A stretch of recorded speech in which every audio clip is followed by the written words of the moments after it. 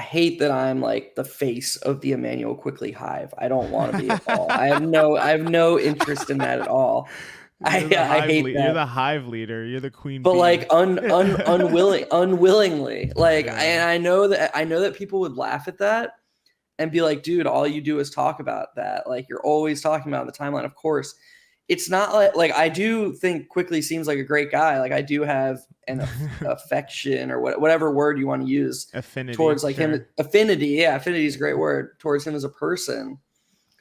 But like my bias towards him is just being a Knicks fan and understanding that what's happening, like, and it's not happening. So I have to keep talking about it. Like, what else can I do?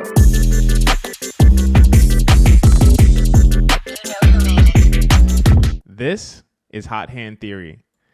This is a podcast where we talk about the NBA and break things down from an analytical perspective. I'm your co-host, XJ. As always, he is my brilliant co-host, Geoff. Geoff, how are you feeling, buddy? I mean, I've been living under a rock personally, so I'm curious if anything interesting has happened with the New York Knicks lately. Would you mind filling me in? Yes, they won on Christmas Day. They beat the Bucks. That's all that's happened. The Milwaukee Bucks? No way. That's all that's happened recently. Nothing else. Only positivity on this podcast about the Knicks and the NBA. We wouldn't want to be toxic, you know. We wouldn't want to go that route. And we all know there's only one way to be toxic, and it's through negativity. There is no such thing as a toxic positivity. That is not a real phenomenon that exists in the world. I actually lied to you, and I feel bad about that. I do know what's been going on with the New York Knicks. I did watch a bit of the Knicks and the Oklahoma City Thunder, which was a good game for a lot of it. Let's just cut to the chase. Let's get straight to Substitutiongate. I don't know that you could be listening to this pod and haven't heard about this, but the end of the Knicks at Oklahoma City game, the Knicks were charging forward with a potential comeback against the Thunder, down 2-possession game, with Immanuel Quickley as the catalyst, the impetus for the Knicks' success on both ends of the court. Brilliant game by Quickley. He was...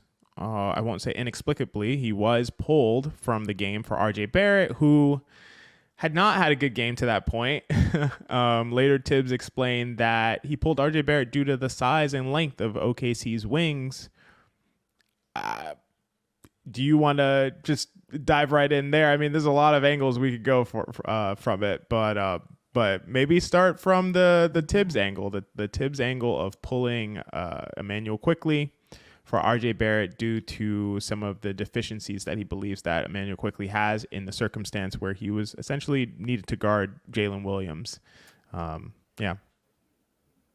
Well, I think in Tom Thibodeau's mind, he was just like, okay, so I know Quickley did a good job of sliding with Jalen Williams and staying in front of him, but wouldn't it be nice if the guy sliding with Jalen Williams was just a few inches taller and could contest it slightly better? And unfortunately, that's not really how basketball works.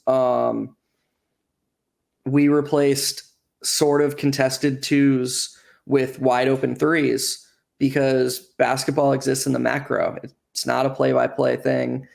You can't just add somebody's skill set with another player's and expect better results, or his height, I guess, in this case, because that's what Thibodeau claimed he wanted. Immanuel Quickley helps your defense in a lot of ways that are not replicable. And I find it kind of strange that somebody who's been right there for 4 seasons still doesn't seem to get that. Like, he's just like, yeah, I know Quickley does all these things, but like, what if we had that and a little bit more height on the court? And it's like, no, you don't. Like, that's how have you not seen? It's every single season. Every single season, the team plays way worse defensively when he's not on the court. It was for this season. I actually texted you, XJ, like a month ago, and I was just like, the Knicks are worse with Quickley on the court defensively right now. That's kind of weird. And you were just like, dude, like, I think you actually just laughed at me and you were just like, that's going to normalize. Come on, man. Like, and here we are a month later. The Knicks have, of all rotation players, the Knicks have the lowest defensive rating when Immanuel Quickley's in the game. They have the highest defensive rating when he's off the court, 117.7 points per possession allowed when he sits 109.6 points per possession when he plays, plus 8.1 swing. Defensively, I mean, you called it inexplicable.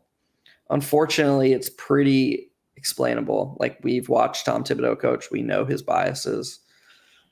It's just who he is, and he does a lot of things well. He's helped build the foundation of this franchise from the ground up. He and Leon Rose have. I think they deserve all the credit in the world for that. I think at a certain point you have to ask, like, when is the foundation built and when do you start taking swings that will correlate more with the ceiling for your franchise? Immanuel Quickley, as a starter last year, averaged 22, 5, and 5 on 60.5 true shooting. He was a brilliant starter. He paired that with elite defense. That's an all-star. That's all NBA, actually. I'm not saying Immanuel Quickley is an all NBA level player. I personally think he could be, but I get more resistance to that. But just that production in 20 games as a starter is that level of production, unquestionably. He provides special impact, and 29 out of other 30 teams would be figuring out how to best leverage that and how to maximize that, because that's how you get to a championship ceiling. And the Knicks have instead just been like, we're going to carve out this cute little role for you. And the thing is that, and this is why the macro is so important, and this is why living on a game-to-game, play-to-play basis is so fallible. If you just locked Immanuel Quickley in for 32 minutes a night, he's going to have 2 for 11 nights. Those aren't going to go away. He's going to have those games where nothing's falling for him. He's going to have those games where he over dribbles. You have to ignore those. Not fully ignore. You want him to improve, but the macro impact is the most important thing. And I can almost guarantee that whether it's the Knicks, whether it's a different team, when he starts getting 30 minutes a game, the macro impact is going to sustain. And the Knicks should be interested in that with a 24-year-old player that they drafted. I don't get why they're not. I've been told multiple times, so have you, XJ, that the front office, likes Quickley, and there are people who get him. I've been told multiple times, and so have you, XJ, that Tibbs is a Quickley guy. I don't think that's true. And the last thing I want to say before I pass it back over to you is, if your excuse is that Jalen Brunson exists, just stop it with that. Just stop making that your excuse, because I think actually, if we've learned one new thing about Immanuel Quickley this season, it's that his best form is going to come next to a primary initiator. It's that his main deficiency offensively is that he's probably not going to be, a Tyrese Maxey level offensive engine. He just doesn't have the gifts for that, but he makes up for it in a number of other ways, like playing off of those guys really well, moving off the ball, shooting off the ball, attacking closeouts. And when you pair that with his defensive skills, that's a really, really freaking good player, a really helpful player, who you'd think the Knicks would have some interest in maximizing. Yeah, I think that's all tremendously said. I think that you really hit on all of the notes and all of the important points. Obviously, I 100% agree with you. We are in lockstep on it. At the same time, I do want to give kind of a devil's advocate perspective for you to react to specifically. So you talked about Quickley's defensive rating normalizing from early in the season. We didn't see it look as, Quickley's defensive rating typically looks. You talked about that normalizing or regressing from there. You talked about his macro impact, but maybe having like some spotty or shaky nights, whether it comes to the shooting or it comes to some over dribbling stuff. And I think that, this year, it hasn't been the case in previous years. We've seen some spotty nights on the defensive end from Immanuel Quickley. I think last year he was so consistent every night in and night out. He was doing all the little things consistently. And I think that he's been bringing that lately. But I think earlier in the year, Quickley has had some lapses, has had some uncharacteristic, just not lack of consistency on the defensive end.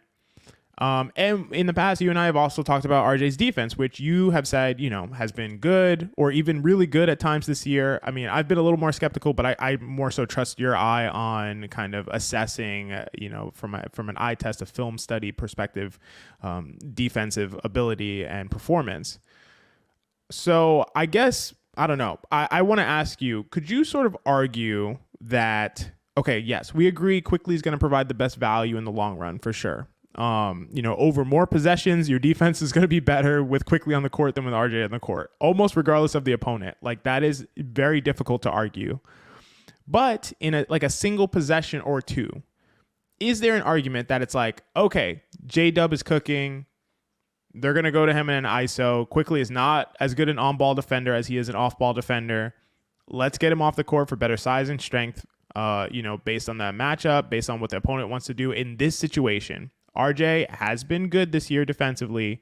And I think a lot of people believe that when RJ locks in, when he's really focused, he can be a really good wing defender. So do you have a guy like that in this situation? You have Immanuel Quickley, who again has been shaky at times defensively this year, uncharacteristically, not as good on ball as off ball. He's going to have the greater macro impact when you look at it over a long term, several hundreds of possessions, thousands of possessions. In a single possession or two, does it make sense to go to a guy that like RJ Barrett, who more fits that prototype, who you believe can really focus and lock in on a single possession or two and make a difference? Is that defensible at least? It's defensible framed that way. It's just not how I view basketball. And I'm not saying my way is right. I just firmly believe that the days of one-on-one cooking are mostly gone. Like, isolations still happen, but team defense is far more important than one-on-one defense. And especially when you're sharing the court with Josh Hart, who's going to be on the primary guy. Like, already, if Josh Hart is negating or reducing the amount of possessions Shai Gilgeous-Alexander is getting, the Knicks are winning already. Like, replacing Shai possessions with Jalen Williams possessions, they're ahead. But given that, the Thunder aren't going to let Josh Hart stop them from running the offense through SGA, on those possessions, which are more likely to occur, Quickley is the most helpful player to have off the ball roaming. And we saw that. We saw that in the 10 possessions that RJ played in at the end of the fourth quarter there. The Thunder were, I don't want to say struggling, but the Knicks were holding their own against a really, really good offense, not giving up, these great looks that the Thunder are capable of producing, settling for mid-range shots that were slightly contested. And sure, maybe across a single possession, RJ could do what Quickley did and slide with him and contest it better because he's taller. But what about the times when they just don't have to shoot those shots because they're creating way better looks like we saw last season, when their penetration allows them to kick out and find wide open shooters and there's no one rotating because the Knicks' best helper, their best stun recoverer, is on the bench? To me, that hurts your defense far more. And that's what the data is telling us, is that your team defense needs guys out there who can start that scramble. And Quickley is one of the best guys that, not on the team, in the entire NBA. There are very few players in the entire NBA more adept at recognizing a breakdown and figuring out how best to fix it, how best to get the Knicks back into the possession. And you see it all the time. There was a possession against the Bucks that Benji Ritholtz highlighted on Twitter. Quickley turned it over. The Bucks had transition. Quickley guarded a 2-on-1, including Bobby Portis by himself, stopped the Bucks from getting a three, and then took Bobby Portis on in the low post and drew an offensive foul. That was a possession that should have ended in a three-pointer 100% of the time, but it didn't, because Quickley is really, really good at that sort of thing. The NBA is so far beyond being a series of one-on-ones that I personally would much rather go for the guy who in the macro is impacting in a number of ways. And this doesn't even touch on offense, where you're absolutely giving something back. And this isn't to say that Quickley is a way better offensive player than RJ. It's to say that when Jalen Brunson and Julius Randle are your hubs on the court and Josh Hart is your small forward, RJ, that is the paradigm. I want every Knicks fan to think about that. I'm not arguing Quickley versus RJ in a vacuum on offense. I'm arguing in that specific paradigm when you know the offense is going to run through Brunson and to a lesser extent Julius Randle, and you know Josh Hart is going to be the guy that defenses sag off of because he's not a willing shooter. At the 2 position, you need a guy who can bring that intangible impact off the ball, who can help bring things to your offense and elevate the really good players with the ball in your hands. How many times last night did you see Quickley screening and rescreening for Jalen Brunson, relocating, shooting off the catch, attacking closeout, things that don't require initiating with the ball in your hands? This is night and day difference. And again, the data backs this up. You look at the 4-man combinations of the 4-man combination this season, XJ, of Brunson, RJ, Hart, and Randle is being outscored by 40 points per 100 possessions. 40. I know you were asking about defense, but this just isn't close. That pairing of RJ and Hart is untenable. Defensively, I don't think they came close to upgrading, and then it's even worse offensively. This was an unmitigated disaster of a decision, and it's indefensible to me. Yeah, I think I'm glad I asked you that question. I think that's tremendously said. I fully agree. And to take it further, from my perspective, I think not only is Immanuel Quickley better defensive and offensive player in the dynamics that you're talking about with Josh Hart on the court, with Jalen Brunson and Julius Randle on the court, I also think he's a better player on both ends in a vacuum than RJ Barrett is, like, honestly. And I think that we've seen enough to believe that in terms of Quickley's versatility, the many things that he does well. Maybe RJ is a better on-ball defender, but I don't personally believe that. Like, I don't even think so. Like, to be honest, may seem extreme. Like, if I was doing a one-on-one tournament, I don't know that I would prefer to have RJ Barrett over Immanuel Quickley. I'm just not sure about that. So but that's me. I can understand if people wouldn't agree with that, but at least what you're saying, as far as the dynamics at play, the paradigms that they have on the court, I don't think it's even arguable. So that brings me to like something that I wanted to talk about. So when the Knicks acquired Donte DiVincenzo this offseason, like the very moment that it happened, my first thought was not, oh, that's cool, Donte's a really good player. That was my second thought. My first thought was Quickley's minutes are fucked. Like, that was my first thought. And I think even the same day or maybe the day after he signed, I can look back at it. I tweeted out a post about how, IQ, DiVincenzo, Grimes, RJ Hart, the minutes do not add up. There are not the minutes to allocate to those 5 players. And I received a ton of responses that were like, oh, no, it's workable. Like, don't worry about it. Randle, the great thing is that Randle can finally play 32 minutes because the team is so deep and they might want to reduce his workload, And by the way, Randle's playing 35.4 minutes per game this year. For 35.4 minutes per game this year. Last year, he played 35.5. The previous year, he played 35.3. Randle is not playing less than 35 minutes per game. It's just never going to happen. Another response I received, oh, DiVincenzo can play the 3 and they can run with 3 guards. According to Clean the Glass, he has spent 18% of his minutes at the 3, which is more than I expected, honestly. And I think only happened because RJ missed some games and they were kind of forced to play him at the 3, but not nearly enough minutes to offset the minutes crunch that we're talking about. And actually, Quentin Grimes has played fewer minutes at the 3 than he did last season. Only 15% of his minutes this year have been at the 3 compared to 35% of his minutes last season. And then another reason I heard, oh, the Knicks will have injuries, and sure, this hasn't happened yet. It probably will, of course, realistically. Dude, no. We're not acknowledging that dumbass take. Every time somebody brings that up, I just imagine Quickley and his agent sitting in Leon Rose's office and Leon Rose being like, don't worry, buddy, somebody will get hurt. And just those two being like, what the fuck are you talking about? Don't worry. Brunson's going to miss games. Like, all right, fuck off. Keep going. Yeah, no, I appreciate the interjection there. For sure, it's a really rough thing to imagine telling Immanuel Quickley that, like, yeah, I'm worried about, am I gonna get the playing time that I deserve and have earned? And then the response is like, yeah, guys will get hurt at some point. It happens every year. But realistically, it does happen every year, right? Like, guys get hurt.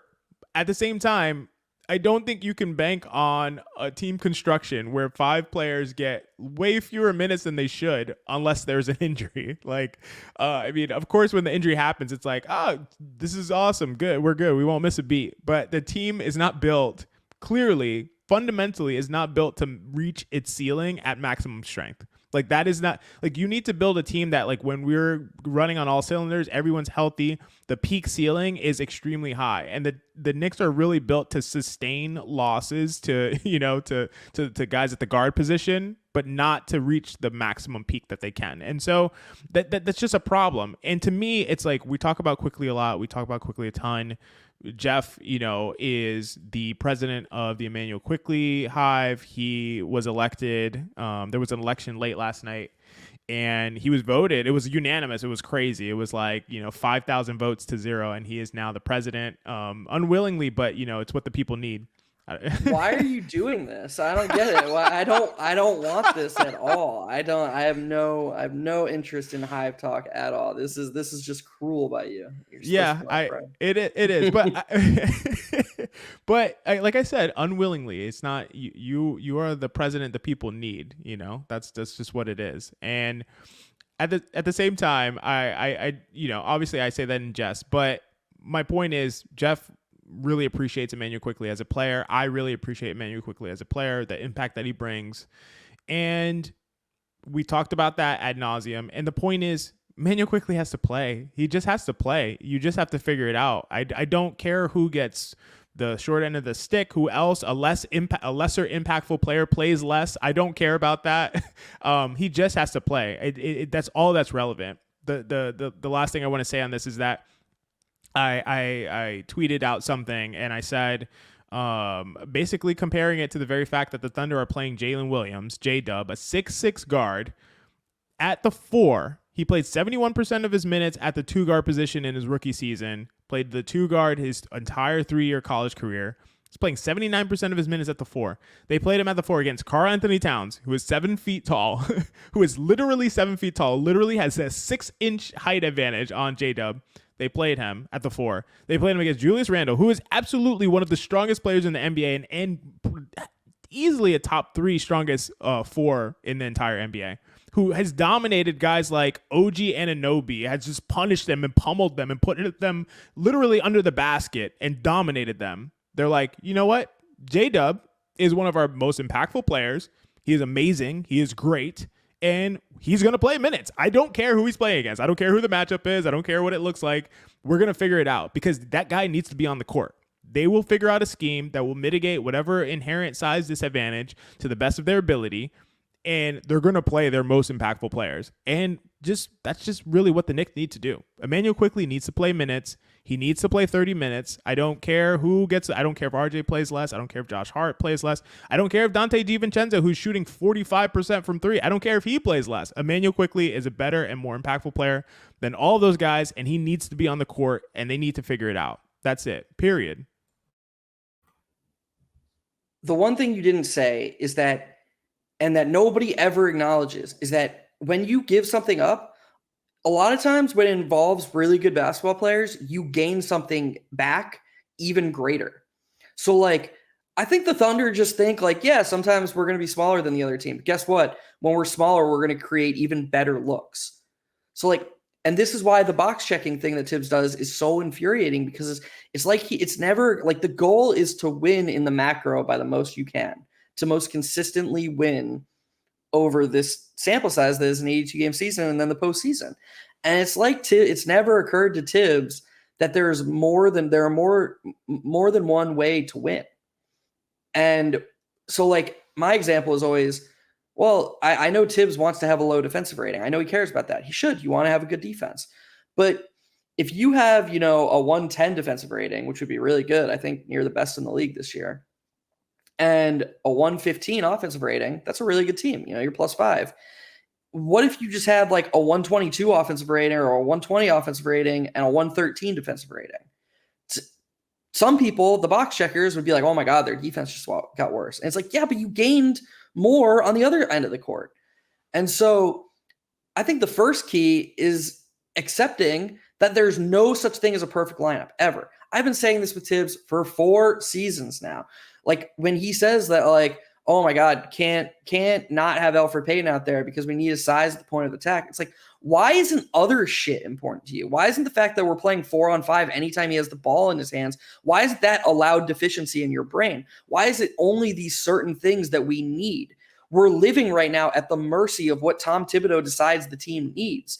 And sure, he deserves some reasonable amount of trust to understand what's important on a basketball court. I'm not saying that he doesn't, but there has to be a middle ground here. It can't just be continuing to, oh, well, these are our lineups because gotta have size at the 4, gotta have size at the point of attack, blah, blah, blah, blah. At a certain point, you have to just somewhat humble yourself to the data and just accept that in the macro, even if it doesn't look the way you want it to look, things can be better doing things differently.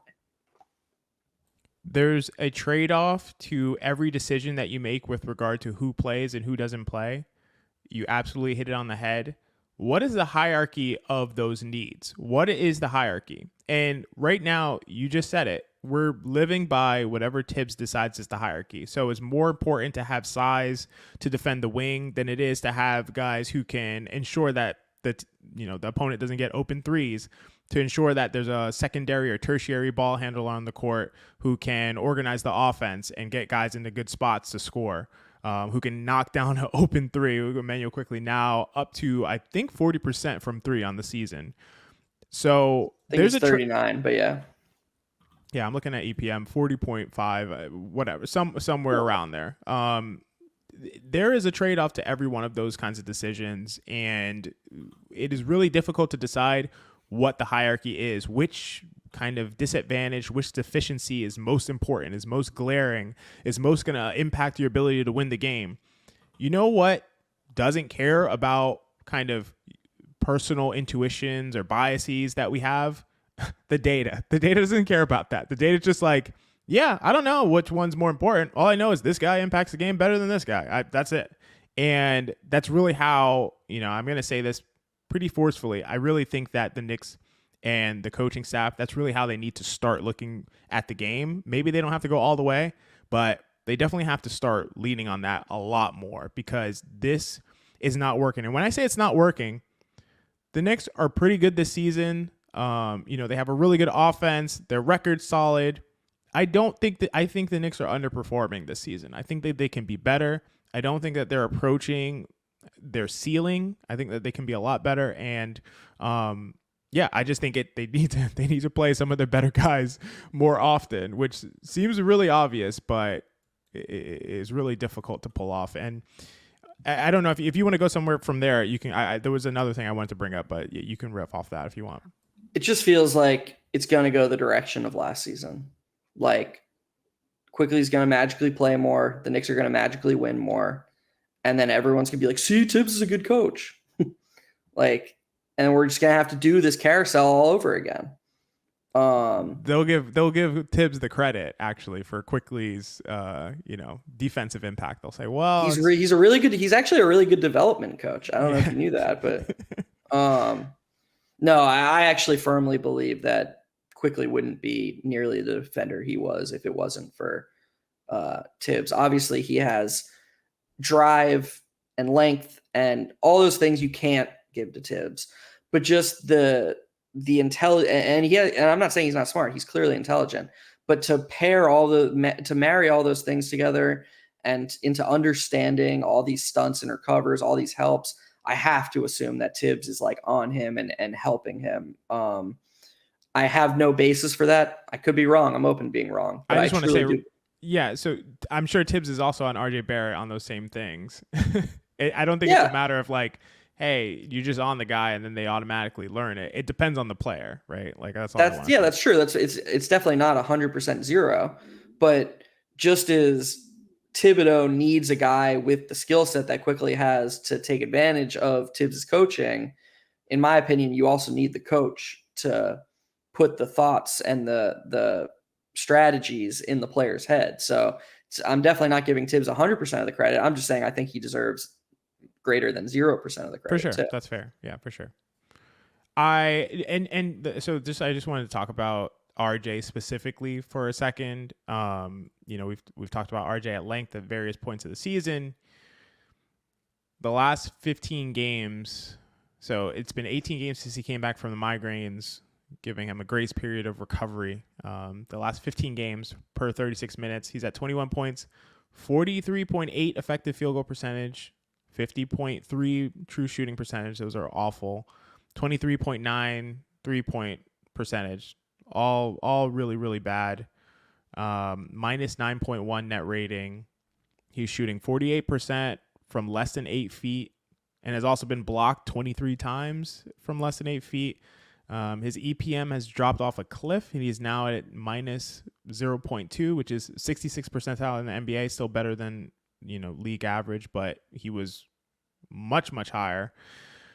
I think this culminated with the Thunder game, which I think personally was his worst game of the season. I'll watch it back and kind of assess that for any biases I may be having based on the results. But personally watching it, it felt like it was the worst game of the season. I want to say I'm always impressed with your ability to predict the future. Like after the Bucks game, you tweeted out from the Strickland account that Tibbs tried to sneak out a lineup with Josh Hart and RJ Barrett at the end of the game, and just literally said, it, dude. He always does it, dude. And you just literally said, "Don't do that," which I told you I thought was hilarious, because it wasn't like, generally this is not ideal or whatever. It was like, yo, don't do this. Yeah, just don't do it. Just put the hamburger down. Put the cigarette down, dude. Yeah. So, because when he did it, then the Bucks immediately cut the lead within like 2 minutes. It was insane. I just don't know. And this is why you don't take victory laps about a player 10 games into a season, as I don't want to take on the RJ Hive right now, but like the victory laps were crazy at the time. And I was just like to myself, like, this is absurd. Obviously I came on Hot Hand Theory and talked about how we should chill out. Like, a lot of this, if not all of this impact, is coming from the ridiculously hot shooting. A lot of his markers are very similar to what they were last season. The only one that's standing out, that's an outlier, that is like, whoa, this is entirely different from what we've seen from RJ Barrett's career, was the fact that he was shooting like 49% from three. That was the standout thing. That was the difference. And if you give up any player in the NBA, 20% or 50 percentage points on their 3-pointers, they will transform into a different impact player. Like, that is just reality. And that is something that I pointed out. Like, that's all. I wasn't saying RJ sucks or this is fake or any of that stuff. I was saying, let's chill. I'm not sure about this. So I pointed that out. And where we're at now is, this is with a little bit better defense, I would say. Although, in my opinion, still not great defensively. This is the RJ Barrett that we've pretty much always known. Maybe shooting worse from three, actually, somehow. But this is the player that we've always known. Where are you with RJ Barrett right now? He needs to be better. That's where I'm at. It's just such a difficult conversation for me. Like, I hate that it always comes back to this. Like, even last night, it's not his fault that Tibbs put him back in. I hate that it always seems to come back to things that the players can't really control. It often seems to come back to Quickley versus RJ, which is just stupid. Like, why? First of all, they play well together. They've won their minutes on the court, despite RJ never winning his minutes, seemingly. I don't think RJ's ever won his individual minutes as a Knick except for 2020, 2021, which is ridiculous, given how the Knicks have been since Tibbs was hired. He's won his minutes on the court with Quickley every single time they've played together, all 4 seasons or three plus seasons. So I don't get the conversation to be honest. But Real quick, bring it I back just to, want to. No, real quick, I just want to say, like, this is. I'm not blaming RJ for what happened last night. It is not his fault that he well, was subbed back in. This is more of a macro, like, where are we mhm. at with RJ conversation. I just wanted to clarify that my perspective is not like it's on RJ. Like, he didn't play defense against J. Like, it's that. That's not where I'm at. Yeah, no, for sure. Related to the macro discussion of RJ Barrett, he just needs to play better. And it's a difficult discussion because I don't know how much more he's supposed to do. Like he just basically what Tibbs is asking to do is to be Josh Hart. That's what Tibbs wants. I don't understand why Tibbs does. I do actually. If there's a fear, it might look bad. Like maybe the front office is like, yeah, we can't bench him. Like if we ever want to trade him, that would just be a nuke to his value. Um, but I don't understand why he doesn't stagger the minutes more so that RJ plays a smaller percentage of his minutes with Brunson and Randall. Because clearly RJ's greatest skill set is having the ball in his hands and getting to the paint. He's passing less than ever. He needs to pass more. Like I think he's passing on 21% of drives. Strickland post-game show last night, they broke down RJ's drives this season. It's not good. Like he's one of the least efficient drivers in the NBA.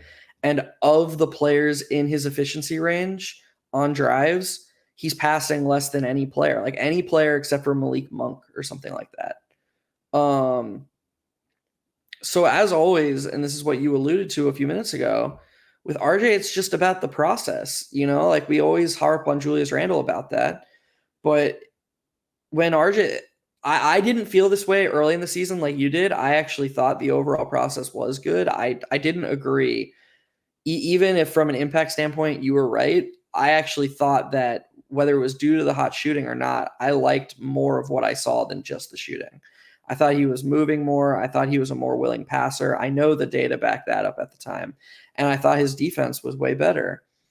And I was confident that if he kept playing that way, he would reach a point where his shooting almost didn't matter, where his usage and his efficiency wouldn't take up such a high percentage of his overall impact. Clearly, I was wrong, or it's looking like I was wrong, because he's pretty much reverted to what he was in 2022, 2023 since coming back from the migraine. His entire impact is dictated by whether the ball is going in the hoop or not. You don't want that.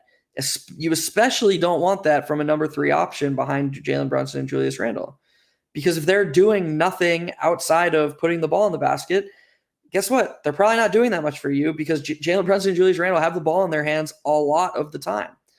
So with RJ Barrett, he needs to, and look, maybe he never will. Maybe there are RJ fans who think this is laughable.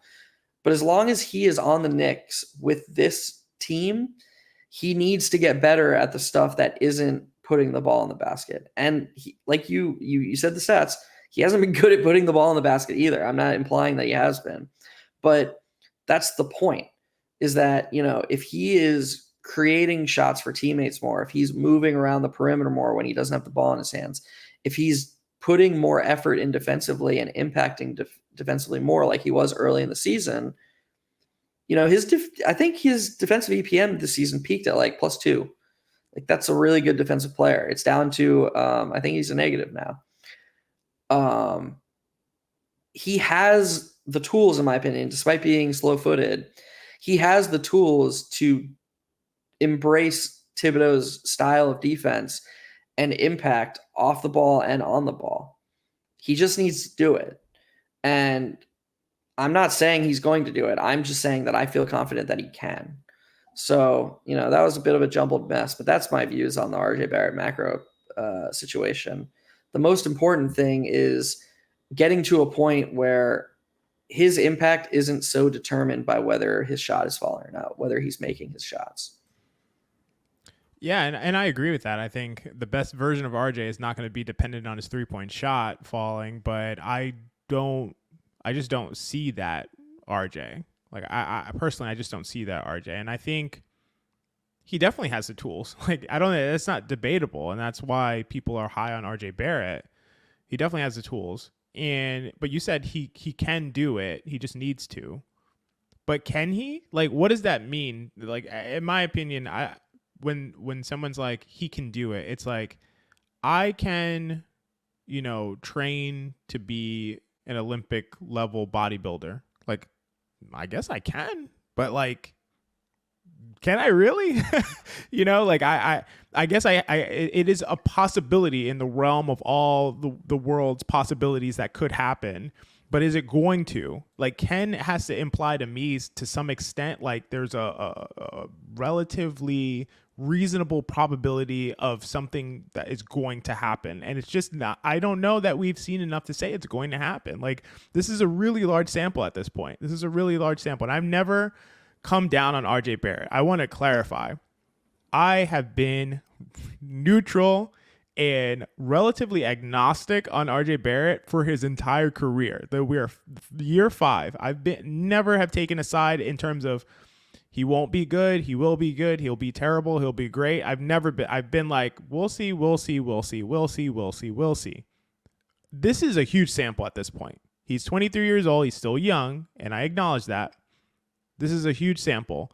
We've seen the really high highs. We've seen the really low lows. We've not seen a sustainable period of highs or even, moderates. We haven't seen it. And at some point, to me, it's like we have to acknowledge what the production has been. And this has been the production over, I don't know his career total of games, but I know it's like 300 or something like that. He's at his highest usage ever of his career right now, 27 usage. He's never had more usage, and the results have not been better. They've been better for a stretch of 10 games, but honestly, we've seen RJ play really well over stretches of games, not shoot like he shot, but I also don't believe that shooting was legit. I just don't, and despite the fact that he's still shooting 84% from the free throw line, which is, it's the last thing I'm clinging on to. It's the last thing I'm clinging on to. Like, there's some kind of positive shooting in there. But yeah, the rim finishing is terrible. The drives, the decision on drives are terrible. The consistency is terrible.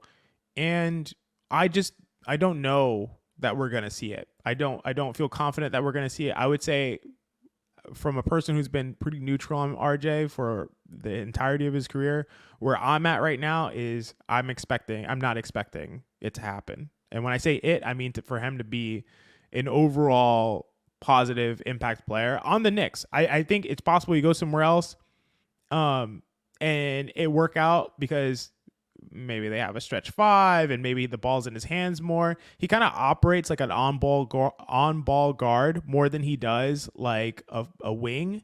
When he has the ball in his hands, he can get to the rim. If he was more of a primary creator, maybe he'd be a more willing passer. I'm not sure. If he felt like it was like, hey, RJ, this is your team. You're the engine. This is your team. He's not going to go anywhere and it'd be his team. But I mean, like, if he's with a second unit or something like that, and it's like, this is your time to shine. You are going to create for us. When you get into the paint, it is not for yourself.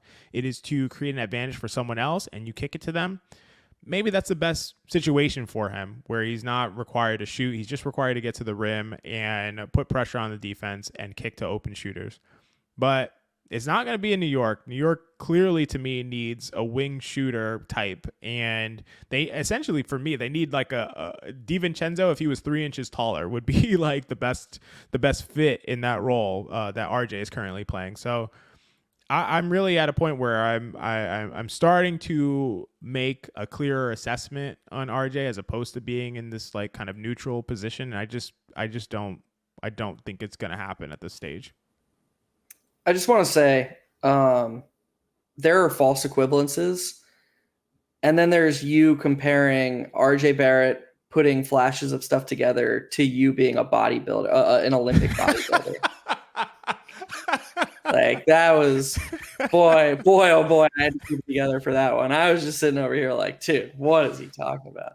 Listen, what's a higher chance to happen? Me becoming an Olympic bodybuilder, or RJ Barrett becoming a positive impact player for the New York Knicks? Hey, you can say whatever the odds are, but I don't know. I don't know if it's going to be right. Whatever you think they are. XJ's box, if you can't see it, did it really not happen? Exactly. Or the second thing I want to say is it's interesting that, and I don't know if this is, I'm not saying it isn't, but I'm not 100% sure this is an indictment on Tibbs, but it's interesting how these conversations keep happening. Like all of these players, except for a couple, it's like, are they going to look better elsewhere? Is Quickley going to look better, even better in a bigger role outside the Knicks? Like he's doing what he's doing in, I think what most people would agree, a suboptimal minutes, rotation, usage, role, everything. RJ Barrett, is it possible he needs more space? Does he need the ball more? Will he pass more if he has the ball more consistently? Would he shoot better if he had the ball more consistently? Yada yada. Are all these correlations? Are all these things correlating? Obi Toppin, like Obi Toppin. Oh, does he just have to go somewhere? What does he have? An 80% true shooting percentage this season in Indiana? Like I know he quote unquote just got benched, but it's just, I don't know. It's interesting. Real quick. Obi Toppin is he has a 70% true shooting, 97% on the NBA, finishing at a 79.3 percentage at the rim, a 99th percentile in the NBA, 100th percentile for his position. Has been a complete elite finisher in the game, plus 1.3 offensive EPM, 83rd percentile, 70th percentile overall EPM. Had his best season, easily for the Indiana Pacers. But continue. Yeah, no, and I just think it brings up some interesting discussions, just not with the Knicks, but across the league, because team building's hard. I would never begrudge the Knicks for, they got Jalen Brunson, they brought him here. Julius Randle's had 2 All-NBA seasons in 3 seasons. Both are playing great this season. How do you balance all these things? I'm not going to claim to know the answer. I have theories, but I just think it's really interesting, and we could honestly talk about this for hours.